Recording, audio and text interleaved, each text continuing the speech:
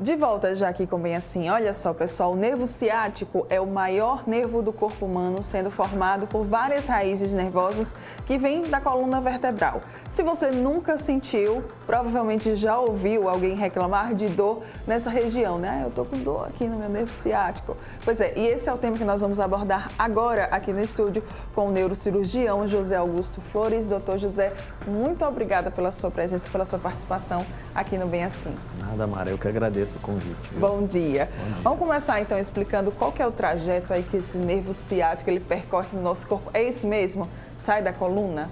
Bom, você já disse bem, né? Realmente o nervo ciático é um maior nervo e ele é composto por várias raízes da coluna lombar. Mas existem duas raízes predominantes que compõem a maior parte do nervo, que são as raízes mais inferiores. E aí elas se formam na coluna e vão descendo através da região glútea e membro inferior até a ponta do dedo. Certo. Então, por isso que a dor ciática é uma dor que costuma o paciente sentir nas costas e direcionar para uma ou para outra perna. Tá. Quando é que essa dor ela vai acontecer? E é normal que ela aconteça ou não? Então, vamos falando em dor lombar, ela é muito prevalente na população. Cerca de 90% da população vai ter pelo menos um episódio de dor lombar durante sua vida. E alguns deles vão apresentar dor ciática associada. Então, ela é causada por inúmeras doenças, né, cuja mais comum é a hérnia de disco lombar, né, mas outras doenças degenerativas também podem causar a dor ciática, né? Quando alguma estrutura da coluna vertebral ou uma outra estrutura que não era para estar lá comprimem uma dessas raízes que compõem o ciático. E aí vem a dor. Aí vem a dor. A dor pode durar semanas, às vezes até meses, né? Então, por isso que o paciente tem que procurar uma assistência médica para o diagnóstico e o tratamento adequado. Sobre essas doenças degenerativas, doutor José Augusto, a gente poderia falar um pouquinho mais sobre elas? Claro, acho que o mais importante e o mais comum é a hérnia de disco. Né? A hérnia de disco, existem algumas teorias que tentam explicar a formação da hérnia de disco, né? Mas nada mais é do que um abaulamento que ocorre na parte posterior do disco, que seria, vamos dizer assim, o amortecedor entre um osso e outro da coluna, e ele crescendo para trás, ele comprime uma dessas raízes nervosas, né, cursando com a dor.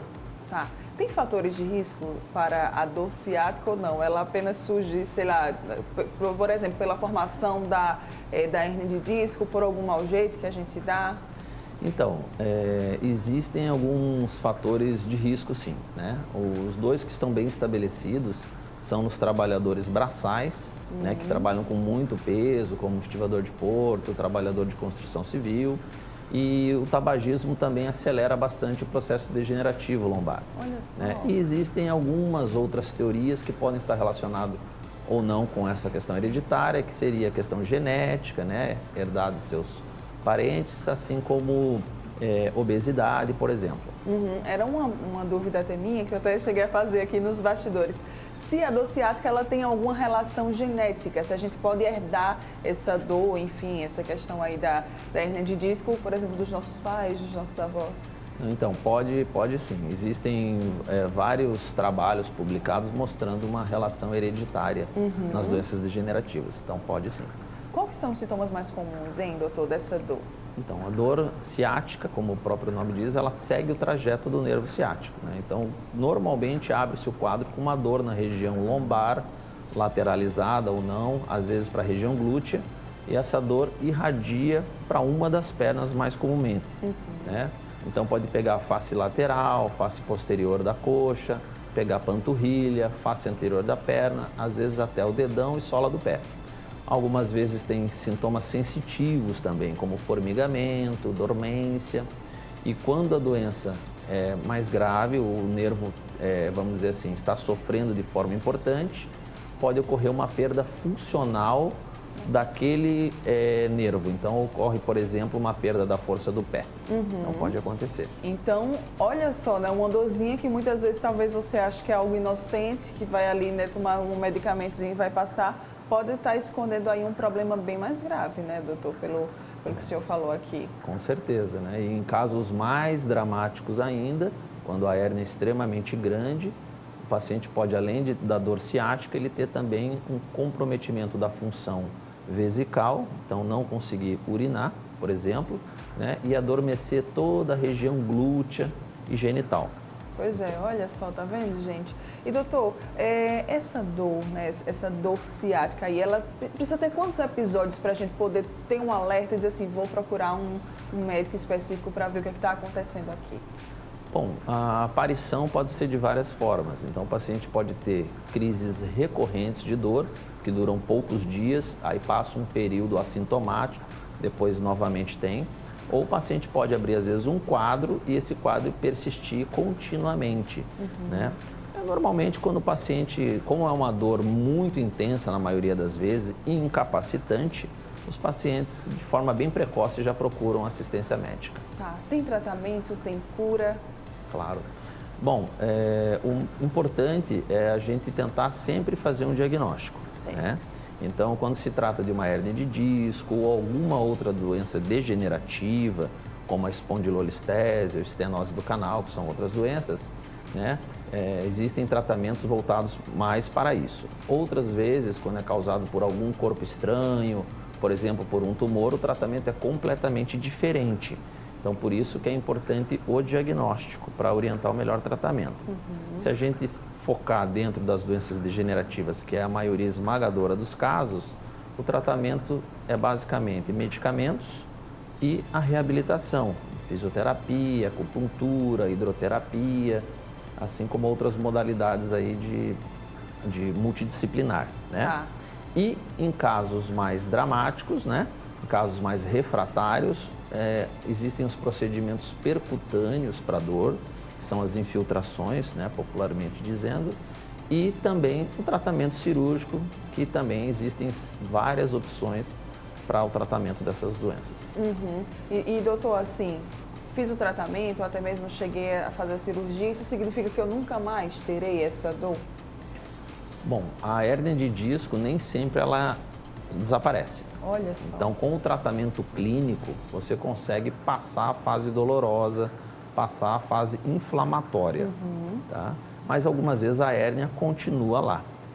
E em outro momento ela pode vir a causar algum sintoma.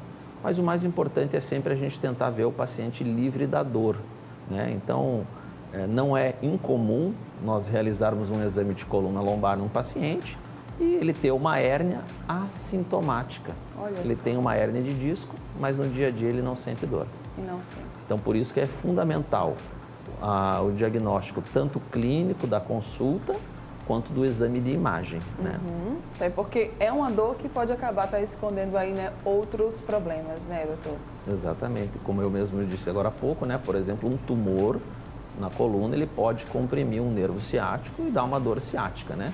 E nesse primeiro momento, né, todo mundo vai pensar que é uma hérnia de disco, uma doença degenerativa. Então, o diagnóstico é sempre muito importante. Muito bem, a gente tem até agora aqui uma imagem que o pessoal colocou aqui para ilustrar um pouquinho melhor, né, doutor, essa questão Exato. aí do nervo ciático, né, para o pessoal ver. O senhor poderia explicar, por favor? Claro. Então, a gente vê bem em azul, né, na primeira figura, as raízes lombares. A gente vê que são as raízes mais baixas que compõem o nervo, né? Sim. E ele desce pela região glútea, posterior da coxa, pegando panturrilha. Mas ele também segue alguns ramos na porção lateral e envolvem o pé até o pé lá embaixo, né? Olha só. E no perfil a gente vê a coluna, né? Na segunda imagem, em perfil, né? Em rosa a coluna lombar, que é onde saem as principais raízes que compõem o ciático. E a parte azul, né? Existem algumas raízes sacrais também que compõem o nervo ciático. Então, não necessariamente qualquer dor ciática é da lombar. Certo. Pode ser também, por exemplo, de alguma raiz sacral. Ainda tem isso, né? Nem sempre ali pode ser relacionado à lombar. O importante é sentir dor e buscar um especialista, né, doutor? Com certeza. Para o diagnóstico precoce e o tratamento também, iniciado rápido, tem mais chance de amenizar o sofrimento aí do paciente. E tem dicas para lidar com essa dor quando tiver aí com essa crise de dor nessa região? O que a pessoa pode fazer? Evitar movimentos mais bruscos? Temos algumas dicas? Claro. Na fase inicial, nas primeiras 48, 72 horas, que às vezes a dor é muito intensa, a gente até recomenda um repouso quase que absoluto, ficar mais deitado. Mas sempre, a partir do terceiro dia, obrigatoriamente tem que começar a movimentar. Né? Os medicamentos podem ser administrados de acordo com a dor, suas dosagens e a combinação deles. Né? Calor local, algumas vezes, pode trazer um conforto para o paciente. Né? E, claro, no momento de dor, não fazer nenhum tipo de esforço, não pegar peso. Né? Procurar de forma precoce uma fisioterapia, uma acupuntura. Né? Hoje também recomendo-se pilates, hidroterapia, existem outras modalidades aí que na fase inicial pode ser bem interessante também no alívio da dor. Isso mesmo. A gente conversou agora aqui com o Dr. José Augusto Flores sobre dor ciática. O que se pode tirar desse nosso bate-papo aqui é busque um médico, tá? Pelo amor de Deus. Veja aí se essa dor ela pode estar escondendo algum outro problema mais grave e quanto mais cedo, né, fazer esse tratamento, buscar a solução para esse problema sempre é o melhor caminho. Dr. José Augusto, muito obrigada pela sua participação aqui com a gente. Mara. Tem contatos, redes sociais, se tiver, vamos falar aqui para o pessoal poder acompanhar o senhor. Tá joia. Eu trabalho no Hospital Arthur Ramos, tenho uma equipe lá, no Instituto do Cérebro e da Coluna Vertebral. Somos uma equipe de 10 neurocirurgiões e atendo também no Parque Shopping, na clínica Climedim. Muito bem. Então, se quiser aí mais tirar alguma outra dúvida, até mesmo se consultar com o Dr. José Augusto, fica aqui os contatos dele, tá? Muito obrigada mais uma vez. Eu que agradeço. Bom dia e uma excelente semana. Para você também. E você que está aqui ligadinho com a gente, não vai sair daí. Ainda tem papo para rolar aqui no Bem Assim. Daqui a pouco estou de volta para a gente falar sobre sedentarismo e alimentação.